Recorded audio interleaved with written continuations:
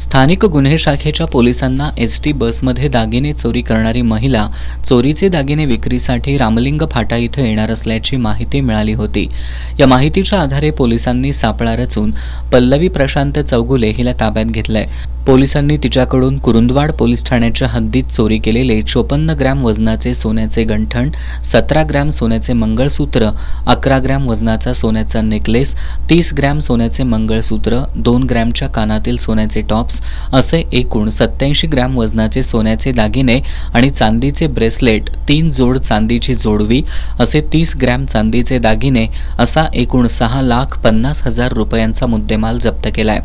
ही कारवाई पोलीस निरीक्षक रवींद्र कळमकर यांच्या मार्गदर्शनाखाली पोलीस उपनिरीक्षक जालंधर जाधव, अंमलदार शुभम संगपाळ, महेश पाटील, महेश खोत, संजय कुंभार, लखन पाटील, सागर माने, संजय पडवळ, विजय इंगळे, विशाल चौगुले, संदीप बेंद्रे, सागर चौगुले, अमित सरजे, वसंत पिंगळे, राजेंद्र वरंडेकर आणि सहाय्यक फौजदार आरकांज डिसोजा यांनी केली आहे।